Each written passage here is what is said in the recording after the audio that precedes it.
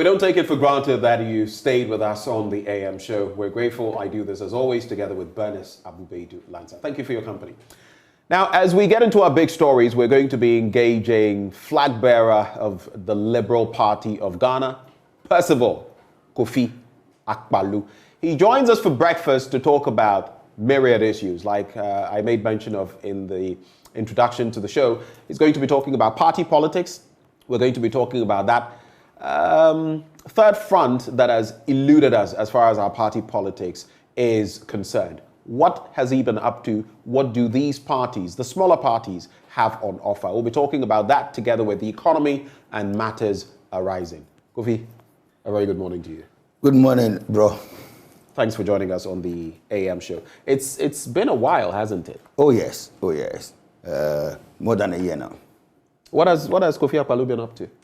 Actually, we are rebuilding our party. So at the moment, The LPG. LPG. So we're going around the country, trying to build the constituencies and then the polling station structures to make sure the party is well grounded. I see. You started sometime in 2011. You are right. You founded the party, and then in 2016, you were not allowed to contest. Exactly. You couldn't make the cut. Yeah. And you came back in 2020 Exactly. and contested. But the point has always been made that the smaller parties are not able to make an impact. We'll get there. But looking at your trajectory, 2016 to 2020, would you say the fortunes of your party, the party you lead, have improved any? Oh, very, very, very. We are growing as a party, and we have been able to identify our flaws. So we are working on it. What are those flaws?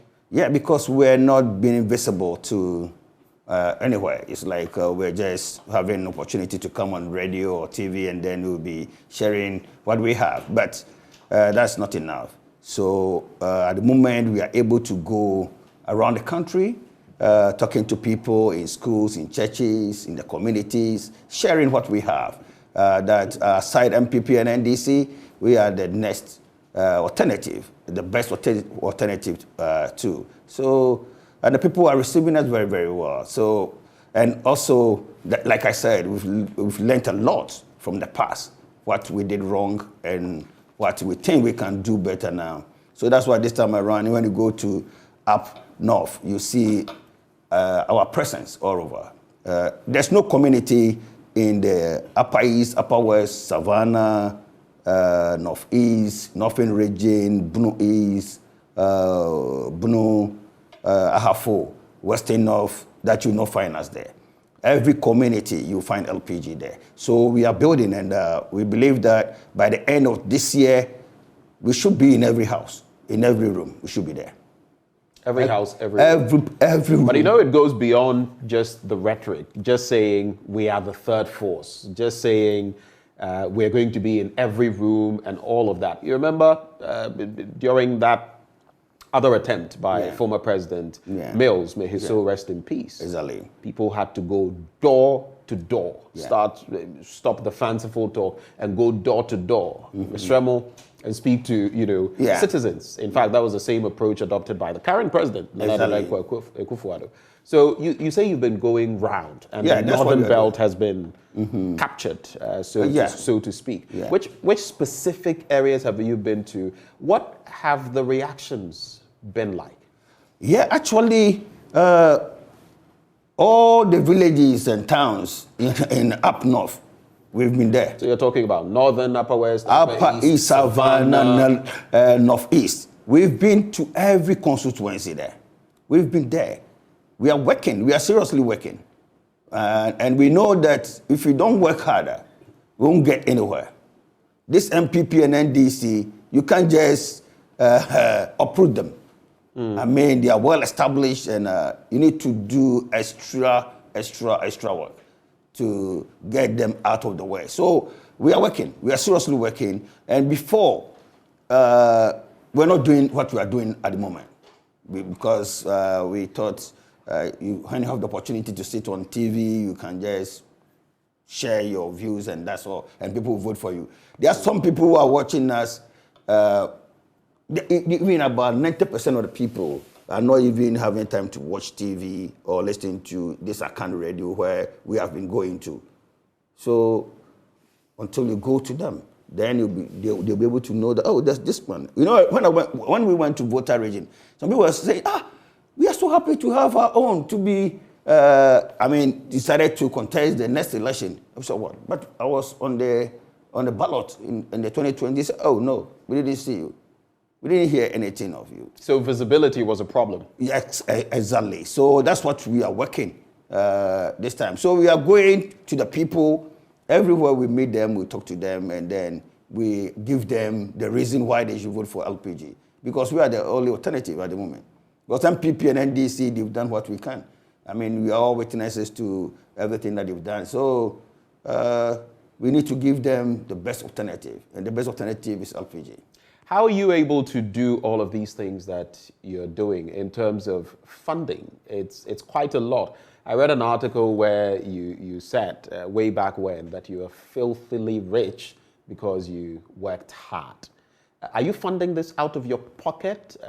Do you get any support from somewhere? Oh yeah, running your party? Oh yeah, I get a lot of support. From where? Yeah, because you see, LPG is part of the Libra International. Okay, we are part of the Libra International. And they are supporting us in many ways. So, what is the Liberal International? What is that? That's the mother of all liberal parties around the globe. Okay. Yeah. Where are they based? Oh, okay. Our headquarters is based in the UK, and then we have our regional one, that is the African Liberal Network. We are based in Johannesburg. Yeah. I see. So you get support from them? Yeah, a lot of financial support. Oh, no financial support, but they give us a lot of support. When you say support, you know, there are certain things that somebody will give to you. It's even when you quantify it, it's more than money. So what kind of support do they give you? No, I won't share that one here. You can't share that? No, I can't share that one. Is that something secret? Oh, no, because that is between us and them. We can't share them here. That raises concerns, doesn't it? Because those are some of the very things we speak about when it comes to party politics in the country. Yeah. Influences. Yeah. So let's assume at some point Kofi Akpaloo becomes president of the Republic of Ghana.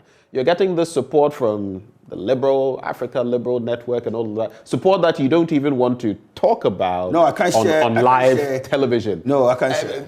How can we guarantee that if someone like you came into office, we wouldn't have all kinds of people lobbying you for strange reasons we cannot even... Oh, no. You see, NDC belongs to the Socialist International. Okay? They've not denied that they are not part of Socialist International. Because even in their last Congress, they even introduced somebody, they said he has been elevated to a position, blah, blah, blah.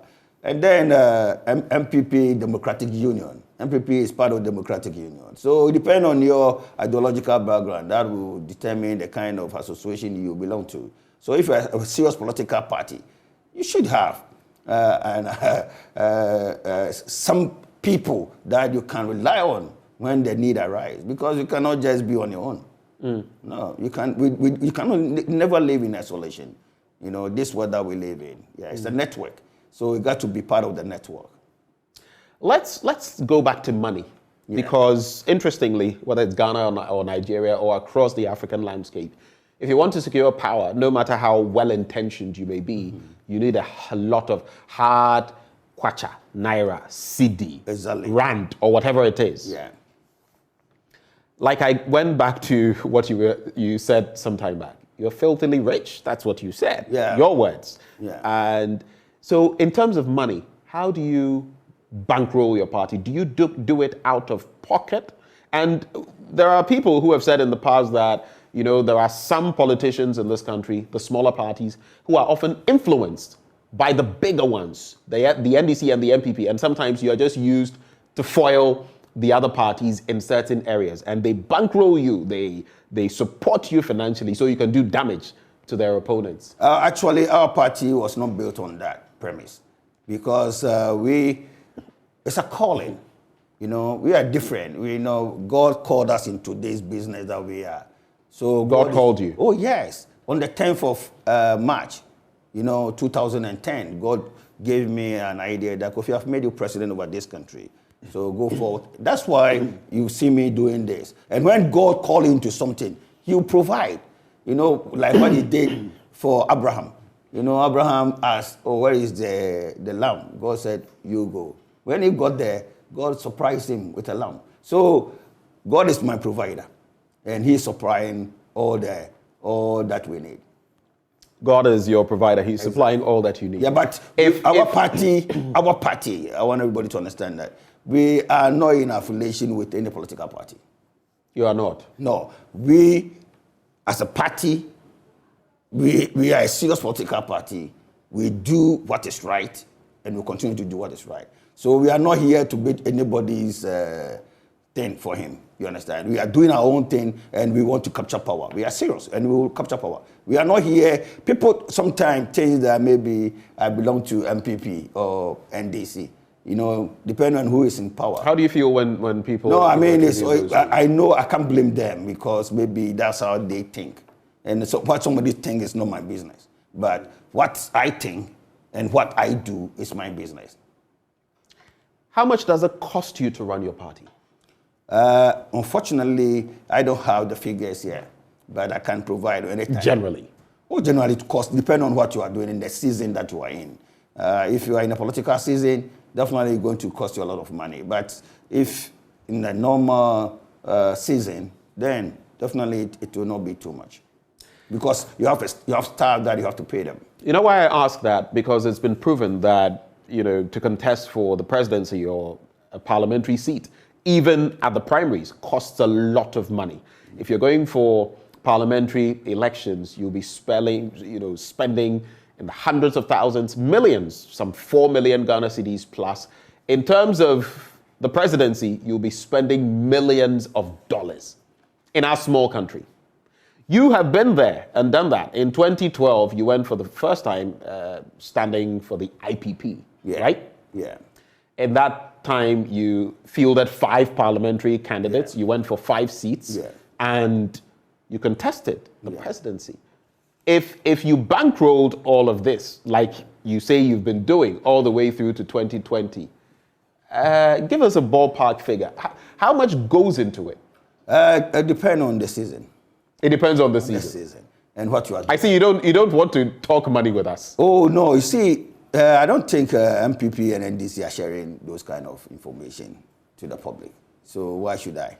2 wrongs don't make a wrong. No, it doesn't matter. And if the right thing is not being done by those who have been at the helm of affairs, and you want to be there, you should start doing the right thing. No, you see, sometimes, they said the wise dwarf can see far than a giant, because you just stand on the shoulders of the giants, and then you can see ahead more than what the giant that you are. So you are the wise dwarf. Exactly. So as a small party, you need to learn from the bigger one, those who have been there. You have to learn. You don't just jump into anything, So it's not everything that if they are not sharing, then you have to ask, why are they not sharing? Then before you come out, you can't just... And that brings me to my next question. Funding for political parties in Ghana. Yeah. We have some stipulations in the Constitution about what we should be doing, but some say it doesn't suffice. It's not enough.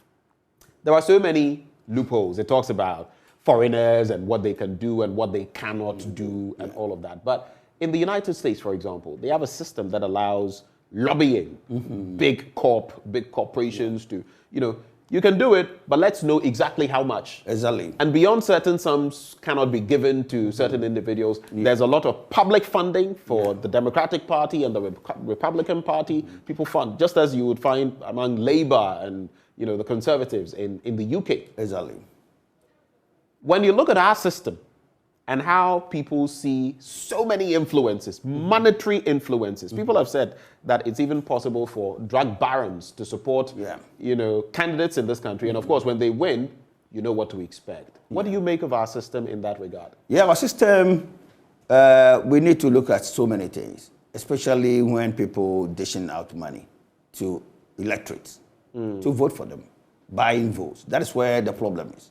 Because if somebody want to be maybe whatever candidate and then decide to, even from the primaries, where they spend a lot of money, we see people sharing fridges, whatever, and nobody talk about it, and nobody is punished, and it will continue. So you're basically saying this should start becoming punishable. Oh, yes. In fact, so if we ever see you, we've seen instances like this in the past. If we ever see you doling out money, whatever the intent may you have to arrest me. You have to seriously arrest me because I don't condone those things. Because you see, we don't need to do those things here. Why? If somebody is giving, let's say, 10 Ghana cedis to the electorates, and we have, let's say, 15 million electorates, we're talking about 150 million Ghana cedis. And that 150 million Ghana cedis can build 3 factories to employ some of our young men and women out there. Somebody want to become a parliamentary candidate, you go around giving money to delegates. And everybody is quiet about this. And this is destroying our political system. So until we fight those things, and who are those doing that? It's MPP and NDC. Because we, the smaller parties, nobody does that. Okay? Nobody does that. So this MPP and NDC are doing it. So they have to stop. Okay? And then it's even now, it's coming all the way from primary schools. Even from primary schools, secondary schools, universities. Tertiary institutions. They are all paying money before they win elections. And it's wrong. Assembly members are paying money to win elections. Even when somebody is given is nominated to become a DC or whatsoever, the person have to pay money to the assembly members before the person is given the nod to go through. Even at parliament, sometimes we heard that some people have to dole money out before, even when they have been nominated by the president to become ministers of states or whatever. They have to pay money before they pass them. And these things are going on and nobody talks about it. Because those going to parliament spend a lot of money to win that seat. So when they get there, their business is to make money for themselves, not for the country, not to help anybody. So that is why we are in a situation where we are now. And this thing must stop. If we don't stop this, my brother... How do we stop it? Yeah, because... How do we stop? We have to start punishing people. We have to punish people. Shouldn't we start with the law, maybe? I don't know what laws that we have, but I believe that there's no law backing that kind of stuff. I don't know any particular law, but I believe that there should be. And there's no law that will entertain this kind of stuff. But just that we don't have proper police system and proper whatever here in this country. Because the police cannot do anything. The police are you suggesting that, for example, the police at any given point in time is beholden to the powers that be, and so they become, in a way, toothless bulldogs? Exactly. Because the way we nominate and appoint our police hierarchy, that's where the problem starts from.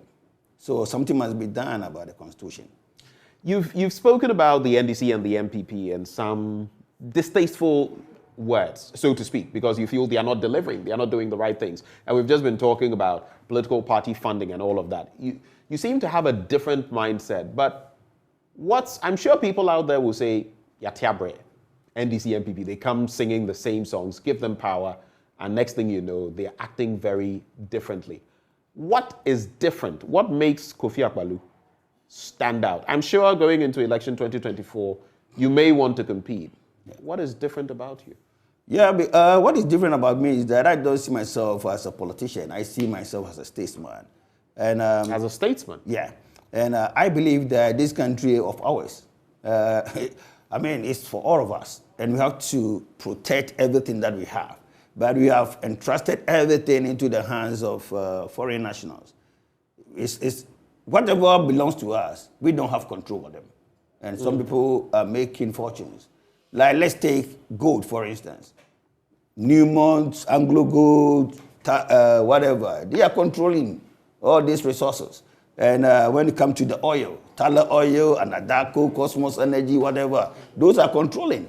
Where is our share? We don't have anything. Even when it comes to the telecommunication now, it's being controlled by MTN and Vodafone, they are all foreign investors. Until we start doing things on our own, until we start creating capital in this country, we're going nowhere. Now, if we go to the retail sector, it's been controlled by Akram, what do you call them? ShopRite, Palace, Mecom, and even China Mall. They are all controlling everything. So there's nothing in this country that is ours anymore. So we need to look at all these things again. Even when it comes to food that we consume, we have to import everything. We import fish, we import poultry, we import, rice. When are we going to start producing things on our own? The president has spoken about a drive to do exactly that, import substitution. And then when you look at our raw materials, we don't add value to them. We sell them cheap. But these are things we know. They are common knowledge. They are not things that are, this is not rocket science. Yeah, but it's very basic stuff. Oh, but we need to do it. We need to do it. If you know and you don't do it, I mean, there's something wrong with your thinking because we need to do it. My brother, I don't see why we should export bauxite in a raw form. Right. Whilst we can build a refinery. How much will it cost us to set up a refinery? If it's, let's say, $1 billion or two, can't we raise $2 billion to do that in this country? To add value to our bauxite so that we turn them into finished product? I remember under Nkrumah, there was a plan for a smelter. We have a smelter. We do. I mean, we also have Valco. Valco. Yeah. We have Valco. But I'm saying that beyond that, yeah, we need to have value addition. Yeah, we seem not to have done much in that regard. Even the cocoa, we are so happy to put them on the shape and go and sell it cheap. Okay, even right now, sometimes I ask myself, why is that you have to go out to borrow money to come and buy cocoa? They said it's syndicated loan. Then you go and pay processing fees and whatever to the advisors and transactional advisors and the rest. Why should we? Is there any cocoa farmer in this country that will pay $1 to buy cocoa from? So why is that every time you have to raise syndicated loan to buy cocoa? I mean, I don't get it. You want us to wean ourselves of that. But that is just getting in advance money that we're going to have anyway. Money that we can... What do you money we anticipate to get and which we can use beforehand for certain boons. Is that wrong? Benjamin, let me tell you something. Yeah? I don't support the idea that we have to go and raise that syndicated loan to buy cocoa beans. I don't support it, and I'll never support it because what's the rationale? I think we are losing money in that sense.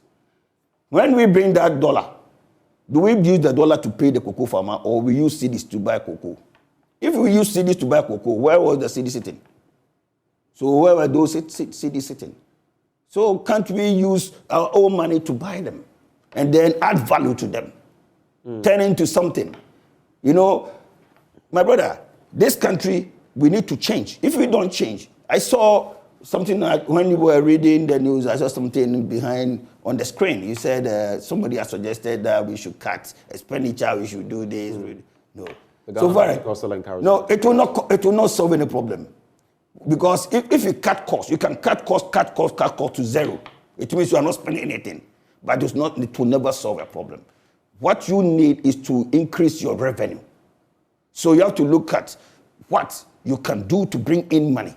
Over the last few years, our revenue per the data that the GRA has been giving us has been ballooning. We've been getting quite a lot. Now with the EVAT, and it's quite, the 15+% that has been added on, we're raking in a lot more. No. Are we seeing anything different? No, we are not.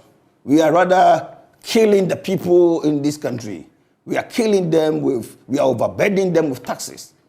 You see, that is why people are complaining in this country. Create an avenue for everybody to contribute to the basket. Create an avenue whereby everybody, all able young men and women, will find something to do. Look, go around and see young men at this time. They are sitting there idle, they are not working. Some have ended in the beer bars and then the appetizer bars and all the rest. Because we are not doing anything to give these people hope. We are not doing anything to create jobs for them. We are not doing anything to give them opportunity to make it right here. You see, we have a lot to do as a country. And we need new leadership. Not MPP, not NDC, because they have nothing to offer this country. We got to change them. If we are serious. So you're not for cost cutting, but cost cutting is always part of economic. In fact, now that we're going to the IMF, we're going to have to cut our coat according to our cloth. It definitely means that cost cutting is essential, and we've not taken a look at that. So are you saying that when it comes to the number of ministers, for example, look at what other countries are doing. Look at even what the Constitution stipulates. 19 cabinet ministers. We have 28. The add-ons, do you know how much that costs us? So are you saying cost cutting in those areas is irrelevant? Is that what you're saying? To me, that is not our problem. To me, that's not our problem. Our problem is that we have entrusted everything to the foreigners, and they are controlling us. They are making the money. Now, look at this thing that they talk about. They said novel gold for oil. Right. Me, I don't see any novelty in this, you understand? Because, my brother, you have oil, and somebody is taking the oil outside this country to go and turn it into something, and then you go and buy the final product and bring it here. What stops you from negotiating with them so that you buy at least half of whatever they are exploring, and then sending them to Tema Oil Refinery? You know the state of the Tema Oil Refinery, right? No matter what it is, we can turn it. You see, I don't believe that if the thing is there idle, how much will it cost you to bring it to start producing? So please, just spend money, invest money there, turn it around, let the thing work, so that you don't need to go and buy finished product from somewhere. Because when you have the crude, you take it to Tema Oil Refinery, you can get a lot of byproducts and the rest. Apart from the diesel and then the super, you can also get a whole lot. So let's look at that. Let's look at the laws that we signed, the MPP and NDC signed, so that these people are taking everything. Look at gold. Newmont, they take everything outside this country.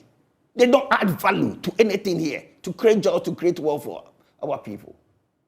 How much did they bring to this country to take all these things that they are taking them away? You see, we need to sit down as a people. But they make large capital investments in our country. How much? The investments that we cannot make, for which reason we get the 5% and the 10%. No, because we don't have leaders in this country. That is why. We don't have leaders. Exactly. Because we have leaders. We have a president in this country. No. We have a vice. There's a difference between a president and a leader. So anybody can be a president. You're saying Akufo-Addo is not a leader? No, what I'm saying is anybody can be a president. But what I'm saying is that we need leaders. You see, let me tell you something. But you say in one breath, we need leaders, and we don't have leaders. So do we have leaders in this country? Look at the energy that we apply to chase our brothers and sisters from the bushes because we thought they were doing galamsey, because they were destroying our lands. Have we find time to go to Newmont site at Kenya, South Kenya, to check how devastated our lands have become? How they have destroyed our lands there. Nobody has done that. Go to Chirano, go to so many places, and then you see how they are destroying our lands. But nobody talks about it because they think that they are multinationals and whatever. And then we chase our own people. But you do realize with these multinational corporations, they have certain responsibilities. They don't. So what stops us? Hold on. They don't act like some of these illegal small-scale miners. Yeah. When they are done, reclamation and all of that, there are legal processes they must follow. Okay. Are you saying they don't follow them? No. So if these people are following the so-called lay down whatever, what stops us from asking our own people to also follow the same due? You see, we easily get. Because do you know where this thing started from? Because this is why people realize that some of our people were making money. So they did some footage, some whatever, and then they throw it out there that, our people are destroying the lands. And then we went after them. We chased them out of the bushes. Please, let's put these young people together. Let's bring them together. Let them form companies so that we can also control what we have. But we have legitimate groups for small-scale mining in this country. We've also seen, are you telling me you've not seen the devastation of Galamsey? Are you telling me you've not seen that? If you go to Kenyasi, and then you see what Newmont have done to our land, then you will not sit here and say that, oh, our young people are destroying the lands. I'm telling you, just go there. Do you have anything personal against? No, I don't have to be bringing them up. No. I don't have. No. I don't have anything against anybody. I don't have anything against anybody. But I'm telling you as it is. Spend time. Joy is not a small media house. I mean, that is the #1 media house in this country. So you can have access to their site if only they will allow you. Then you when you come back, you will report differently. And then you see, our problem here is that Newmont and those other companies like Tala Oil, Cosmos Energy, and the rest, they brought in $400 million, $300 million, and then they are taking everything. Can't we, if we are good leaders, we should be able to pull us together collectively. We put our monies together to raise money. If you get 1 million Ghanaians and each person is bringing $500, it's $500 million. So the ownership stays here. When we don't have the know-how to even manage or to even do the technical thing, we can now employ the services of other people so that the ownership stays with us. Instead of giving everything to foreigners. I'm against that what MDC and MPP have brought us to. We got to change. And I think, Benjamin, you see, let's all come together as a people, and then let's think back and find out why we are here. And what can we do? What can we do differently to take us forward? It's important you bring that point. But before I ask what you would do differently when it comes to some of these things, you say we are being overtaxed. We're not addressing the Galamsey situation properly, gold for oil and all of that, and that we should get the Tema oil refinery reactivated. But just to let our viewers know as well that some of the allegations that have been made on the platform about Newmont, we cannot independently verify as of now. Sure. So if we ever come to that point, we'll let you know, but these are your allegations for now, not subscribed to by us. So what exactly would you do differently? Let's assume. I mean, it would be a tricky situation because you need those seats in parliament. But let's assume you became president of this country. Some of the very things you're speaking of now, how would you address them? How differently would you handle them?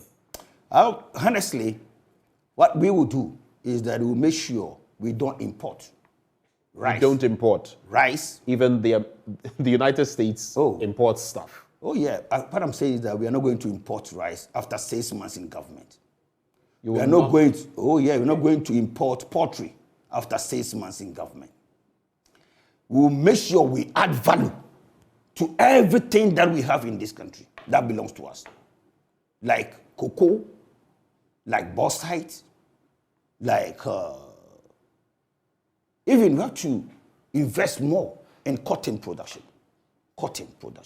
so that we can start producing what you are wearing and what I'm wearing here in Ghana. Because if you look at the shoe we are all wearing today, everything was imported. So we got to start producing all those things here.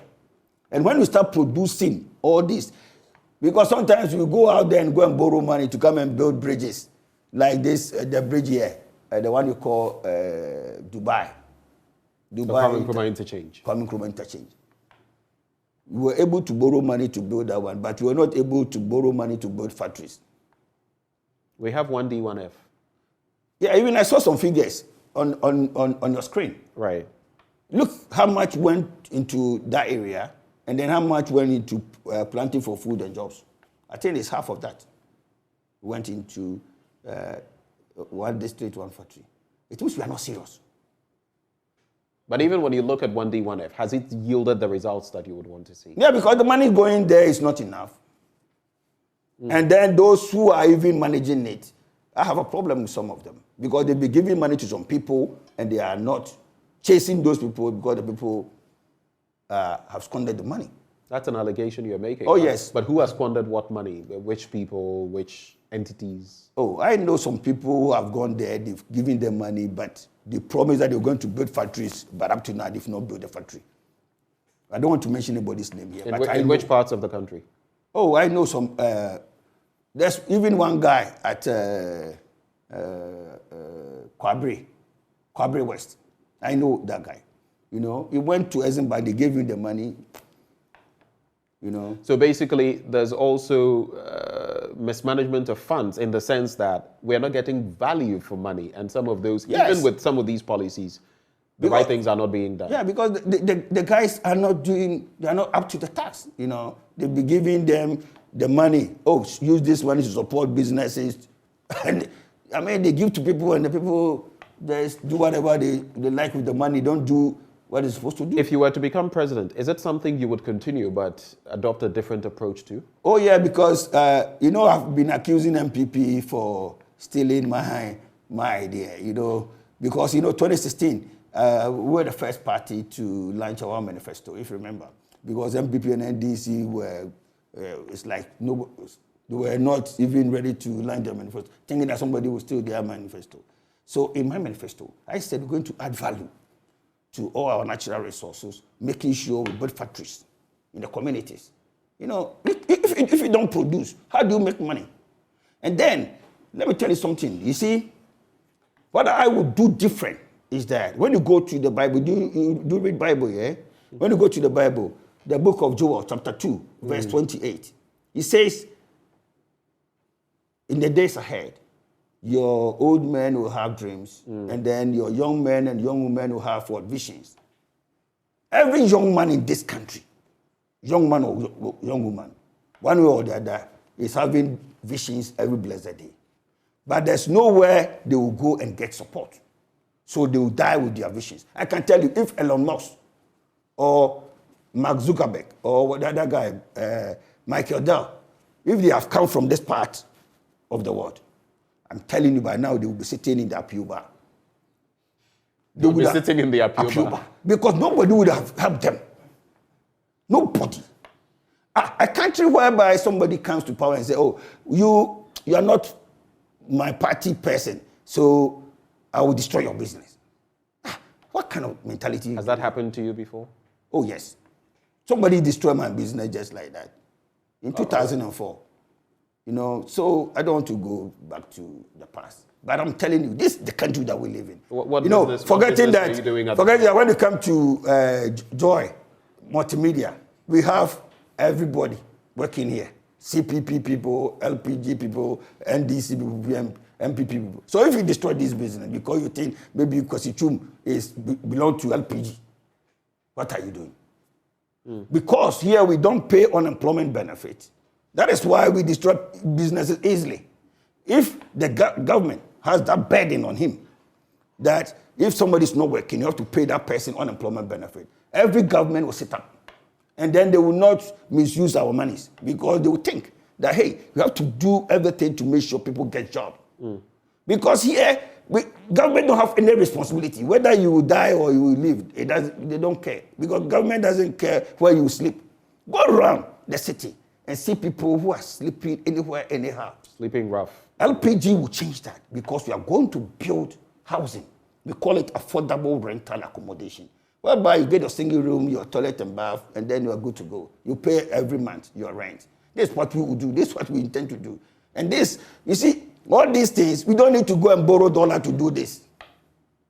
You can use cedis to buy cement. You can use cedis to buy iron rods, to do all these things here. Let's talk about, you're talking about options, and it's good we talk about that, especially in our leadership. But how viable is a third force in our current dispensation? Do you think we are ready for it beyond the NPP and the NDC? Do you think Ghanaians practically are ready for LPG or any smaller party? Ghanaians are more than ready for a third force. But just that, in the past, people were not, able to do what will ginger Ghanaians to follow. And this is exactly what LPG is doing. LPG is making sure everybody will come on board. And then 2024 elections, My brother, it's not going to be easy for MPP and NDC. Nobody should sit anywhere and think that it's going to be easy. You know, we will win the elections. LPG. Exactly. We'll win the elections. Trust me, we'll win the election, this election. It's interesting, but you've said this before. Oh, you see, when I said You said it in 2012. No, when in 2016 you started saying it, but you didn't get to complete. In 2020 you said that. No, do you know why? When I said those things, I knew where I was coming from. Where were you coming from? Yes, because of what I saw and what I'm doing. But you know, those times, I did not do what I'm doing now. Which is what? Going down to the people in their communities, letting them know what we have, that we are going to pay child benefit. Every child in this country will receive child benefit every month. If you are not working, we give you unemployment benefit. How are you going to do all of this? We're going to the IMF. Oh, me? We have an economic situation. Bondholders are not even going to get the dividends on their bonds, the coupons they expect in time. For some, they are going to be enduring this till around 2033, 10 years from now. Yeah. And you're telling me you're going to do all of this magic. Where are you going to source the money from? You see, monies are in our heads. Money is in our heads. Yeah. When you go to, you know, your dad can be poor, the world poorest person, but you can come out and be the world richest person. Do you know why? It's not because we don't get wealth from inheritance. We create them. That is why when you go to the book of Deuteronomy chapter 8 verse 18, it says, I am the Lord that giveth thee power to create wealth. It means wealth, we create them. So you can be sitting on gold and then you don't know what to use the gold for.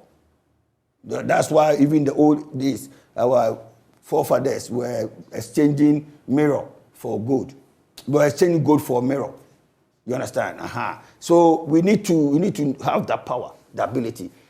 You see, when I become president, there's certain things that the government doesn't need to do it. You need to involve your people to do it. If we need $1 billion to do something, sell the idea to your people. Tell them, hey guys, this one, when you do it, you make millions in return. So I want you collectively come together, put your resources together, and then build this. Who is the owner of British Airways? Who is the owner of KLM? Who is the owner of Vodafone? Who is the owner of MTN? No, not a single person owning it. So it means that collectively, we need to raise capital and do big projects. Other than that, all the time, we'll be depending on foreign direct investors. Hey, guys, bring their money, but you don't know where they get their money from. It's collective investment. Okay? So collectively, this money, small money, that money, they put them together. They got the idea from the book of Genesis chapter 11, verse 1 to 6. It says, it came to a time some people came together, put their resources together to build the Tower of Babel. And God had to confuse them because the people were one. When you go to the book of Ecclesiastes chapter 11, verse 1 to 6, it says, cast your bread, and then in the future you have them. Okay? Cast your bread. And then make sure you do investment. Don't put all your eggs in one basket. Right. Because you know what can happen. So you have to do diversification of what? Investment. And then some people say, hey, when I put my money in this, then if anything happens. Said, then you go to the book of Matthew, chapter 25, verse 14 downwards. It says, a man was traveling, and then he called 3 of his people, gave them talents. One was American, one was European, and then the other one was a typical Ghanaian. So this is your addition, the American, European. And so the two, the American and then the European, they were able to invest whatever they were entrusted with. But the African, he said, oh, me, I didn't know what to do. I didn't want to create problem because I didn't want to take risks. In this world that we live in, it's all about risk taking. If you don't take risks, you can't do anything. So it comes to your DDEP or whatever. I was even about to mention that you're quoting so many words from scripture. You're sounding more like our finance minister, Ken Ofori-Atta, this morning. I don't know whether you're taking a cue from him. Oh, no. Because me, I use the Bible to do my stuff. I believe that you cannot make it in this world without the Bible. Tell me, when you look at our economy, where we find ourselves currently, maybe before that, just so we don't have to come back to that issue. Smaller parties coming together. Isn't it the best option for you to counter the NDC and the MPP? All of you smaller parties coming together, whether the Nkrumahist parties, whether the liberal parties, coming together to pose a threat to them and maybe secure power. What do you think of that? And is that a possibility? Even the mere announcement of that all smaller parties are coming together to contest the 2024 election, will send a signal out there to ginger people to rally behind us. But the difficulty is that I tried this last year. The guys, why don't we come together? You know, Which parties did you speak to? I spoke to all the smaller parties, even those that have been cancelled recently. I spoke to their leaders, and it's like they were not forthcoming. So then I said to myself, okay, I look at this smaller party, how many people are they? Maybe they are not. This one they are not. This one they are not. And what are we not doing that MPP and NDC are taking over this country? I realized that MPP is going for primaries, polling station, constituency, regional, then national. NDC likewise. And all the smaller parties, what are we doing? Then I realized that we are not serious. So I said, okay, if you can win an election, you need executives in every polling station. So we started going around. That's why I said, when you go up north, upper east, upper west, whatever, we've done all this. Every constituency, you have our executives. Now, we are doing it in Greater Accra. We will finish, by the end of March, we should finish all the 16 regions. So every region, you have our executives working. And when that is done, the people are the people who are going to man the polling station. The people who are going to campaign at the polling station. So, 2024 election, my brother, we are coming. You're coming hard. Serious. What is your projection? What percentage of votes are you hoping to secure? Oh, unfortunately, I cannot tell you the votes that I will secure. But the matter of... I'm talking about hope, expectancy. What are you hoping to secure? It's all about winning. It's all about winning. So far as... So you believe you can get 50%? So far as... Over 50%? No. It's not a matter of getting 50%. It's about getting at least 30% or 35% in the first round. So if I manage to get 35% and then I come second or first, second round automatic, I win. You're saying it sounds so easy. Oh, it's easy. It's not difficult. Don't let anybody... The ordinary Ghanaian, you know that most demographics say that if you conducted an election on any day, at least about 40% of Ghanaians would vote for either the NDC or the MPP. Yeah, yes. Both ways. Yes, because that's how it has been. But let me tell you, 2024 will not be that because we are working. All right. Let's talk now about the economy, the domestic debt exchange program. Yeah. Recently, we've seen pensioners picketing at the finance ministry. We've seen individual bondholders talking about the fact that this is going to turn their fortunes around, basically destroy the economy. But this is also something we have to do to get our IMF program. What's your take on it? Yeah, going to IMF will not solve our problems. It will compound the problems. But no one said it would solve it, but it would give us some breathing space, won't it? Yeah, for a while. For a while, then you come back. Because you're not producing anything in this country. So if you don't focus, if you don't dwell on producing what you consume, what you sell, if you don't produce that, forget it.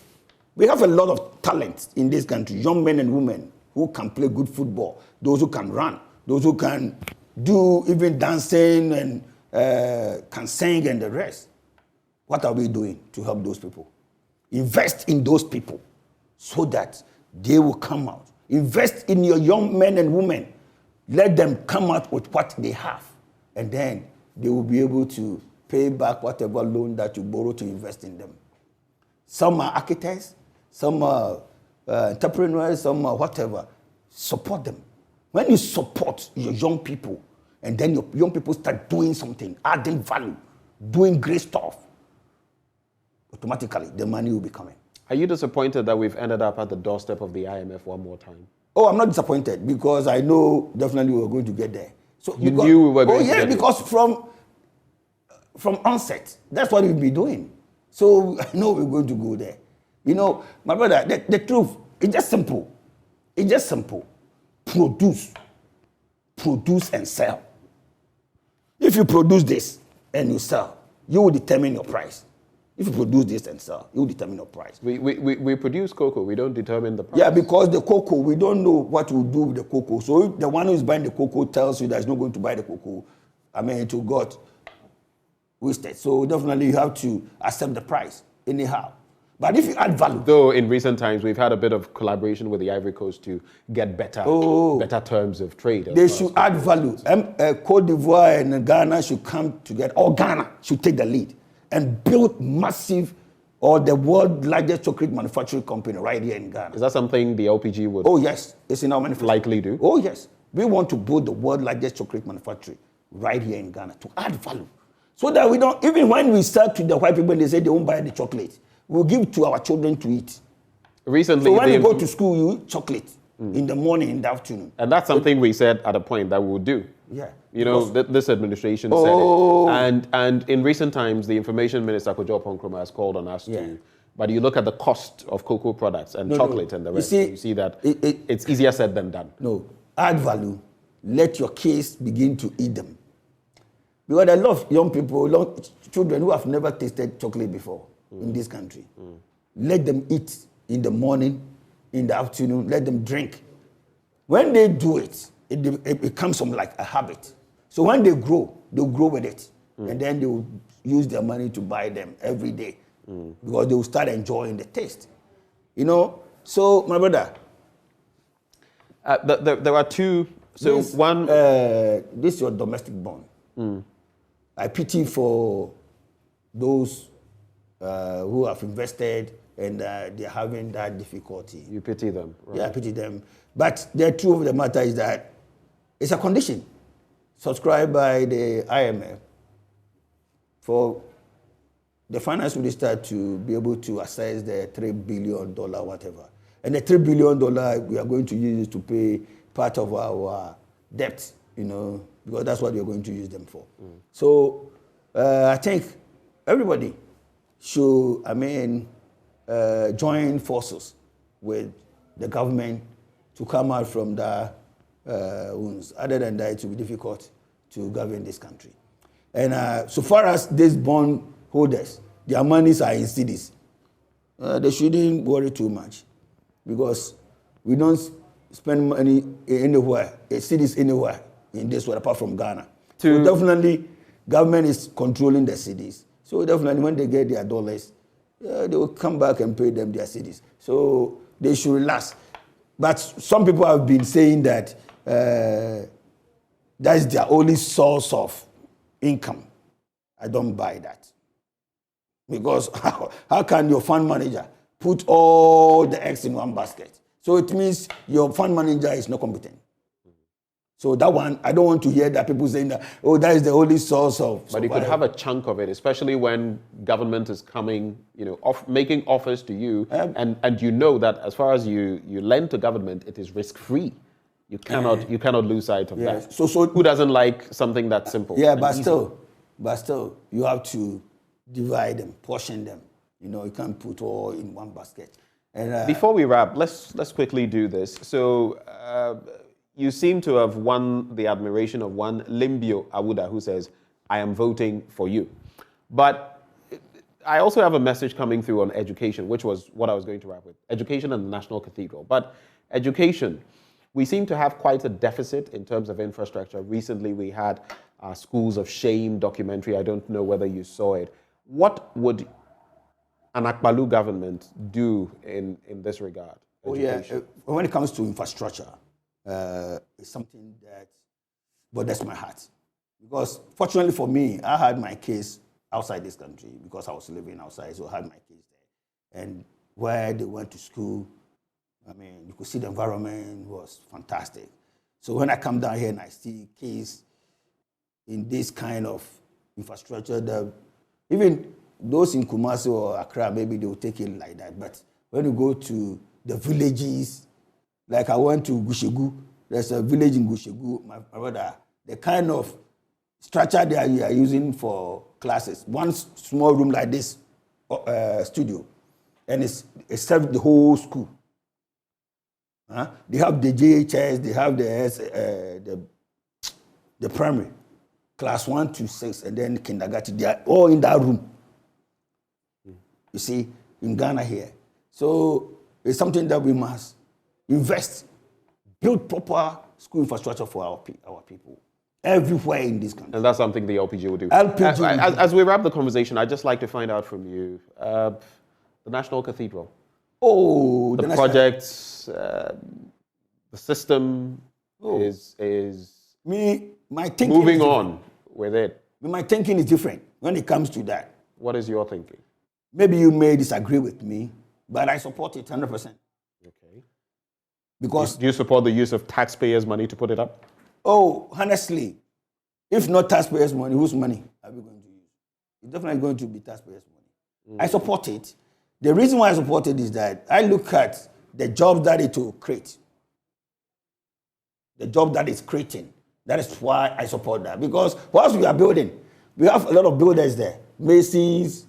Do you know the companies that are involved? Rebade, the no, three no, entities, all from different countries, Italy and all of that have come to work on the construction. To work on the construction.